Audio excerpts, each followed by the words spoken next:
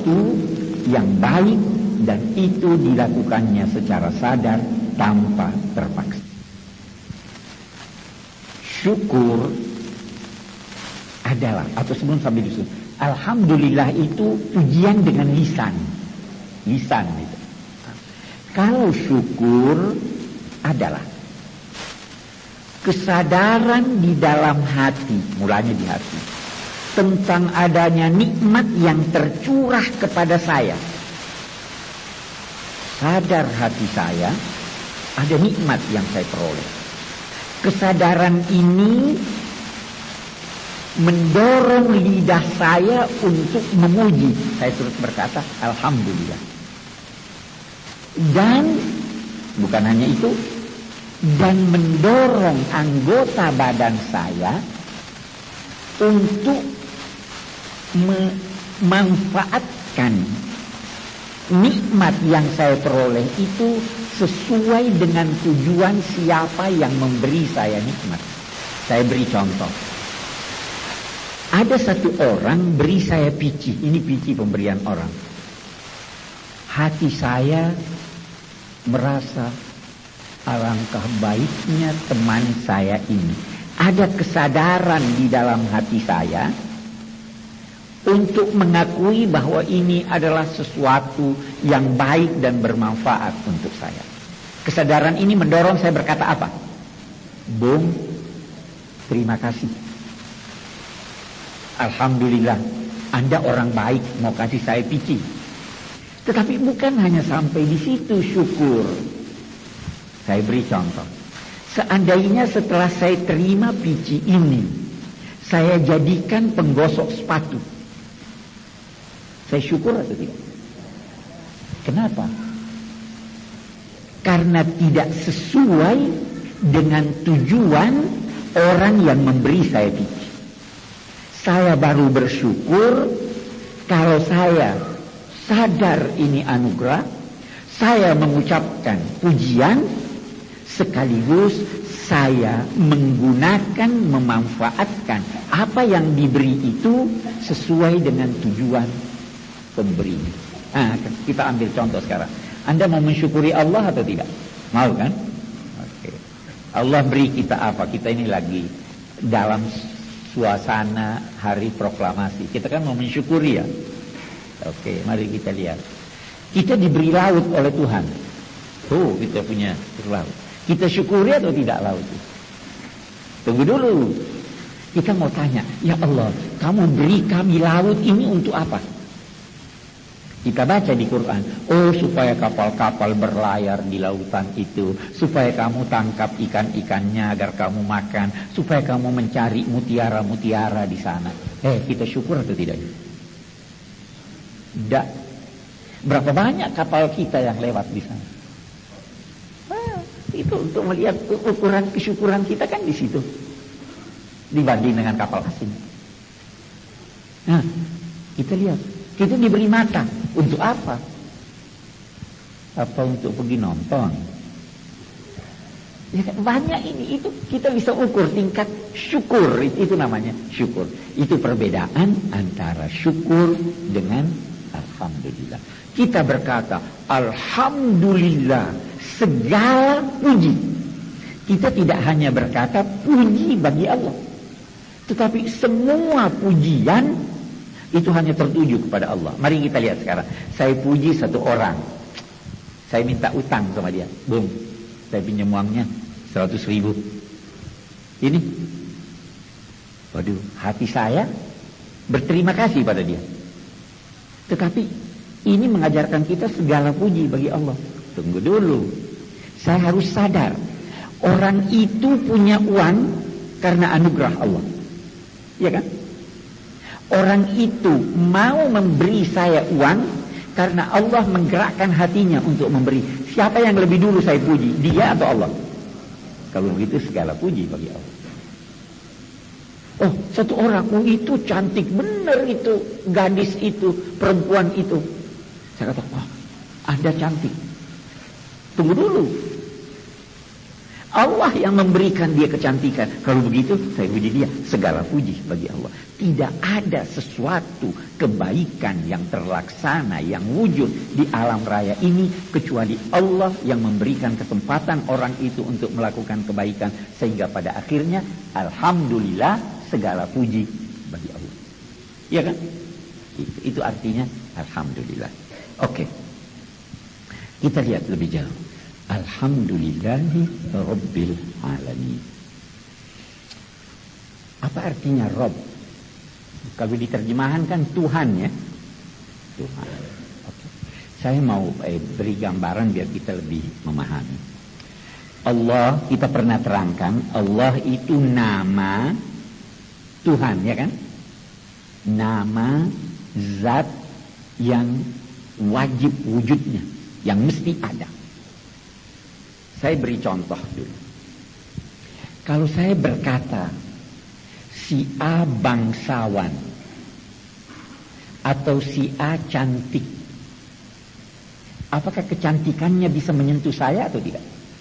Bisa diberi saya sedikit kecantikannya? Tidak bisa ya? Bagus. Kalau saya berkata dia pemurah, bisa enggak ada dampak kemurahannya pada saya? Bisa. Sifat Allah itu bisa dibagi dua. Ada sifat zatnya tidak bisa menyentuh saya. Ketuhanan Allah tidak bisa kita dapatkan. Tetapi dia Rahman. Bisa tidak rahmatnya menyentuh kita? Bisa. Dia Razzaq, bisa menyentuh kita. Dia Syadidul Iqab, siksanya keras, bisa menyentuh kita. Semua sifat-sifat Allah, semua sifat-sifat Allah yang bisa menyentuh makhluk itu dilukiskan dengan kata Rabb. Jadi kalau saya berkata Rabb, Tuhan, yang saya maksud dia yang sifat-sifatnya bisa menyentuh saya. Mari kita lihat sekarang. Kita punya anak,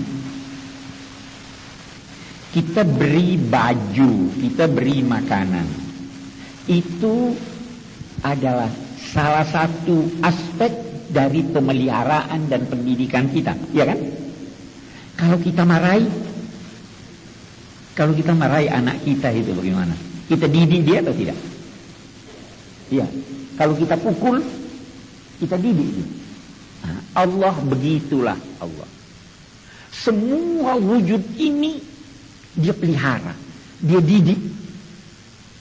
Jadi kalau ada seorang mendapat rezeki dari Allah, itu adalah bagian dari tarbiyah, pendidikan dan pemeliharaan Allah. Nah, kalau ada satu orang kena penyakit, kalau ada satu orang merasa tersiksa, itu bagian dari pendidikan atau tidak? Bagian dari pendidikan Allah. Anak kita sekarang ini, kalau kita marahi, kita pukul, bisa-bisa dia berkata, oh bapak kejam. Ya kan? Tapi setelah besar, dia baru sadar, oh itu dulu bapak saya marahi saya, sebenarnya itu adalah keinginan saya. Nah, Allah di sini memberitahu kita, hei ketahuilah bahwa saya Tuhan adalah pemelihara dan pendidik alam raya. Apapun yang datang dari dia itu baik. Karena itu segala puji bagi Allah Rabbul Alamin. Oke. Kita lihat lebih jauh. Alhamdulillahi Rabbil Alamin. Segala puji bagi Allah pemelihara. Al-Alamin. Apa artinya alamin? Nah, makhluk yang diciptakan Allah secara garis besarnya bisa dibagi dua. Ada makhluk hidup, ada makhluk tidak hidup. Ya kan? Meja ini makhluk, batu makhluk, tetapi dia tidak hidup. Hidup itu ditandai oleh salah satu dari tiga hal. Yang pertama rasa. Kalau ada sesuatu yang merasa, itu hidup. Yang kedua, bergerak dengan sendirinya. Kalau sesuatu tidak bergerak kecuali digerakkan, dia tidak hidup. Ini mati, karena dia tidak bisa bergerak. Yang ketiga, tahu, mengetahui. Sesuatu tidak hidup kalau tidak bisa memiliki pengetahuan. Nah, semua yang hidup ini dinamai alam. Yang hidup ini dalam bahasa Al-Quran. Kalau dalam bahasa teologi, dia katakan alam itu selain dari Allah.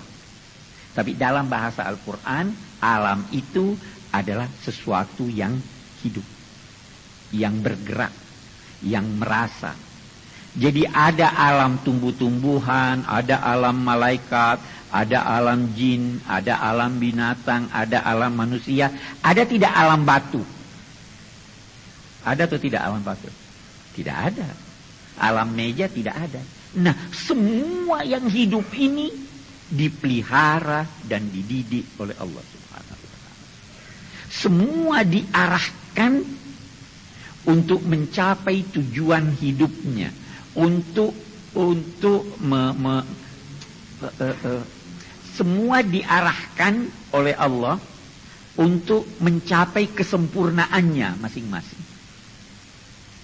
Alhamdulillahi Rabbil Alamin. Segala puji bagi Allah, pemelihara semua makhluk yang hidup. Dia pelihara semuanya. Kita dipeliharanya, semut dipeliharanya, semua Allah pelihara. Semua Allah jamin rezekinya. Itu pemeliharaan Allah.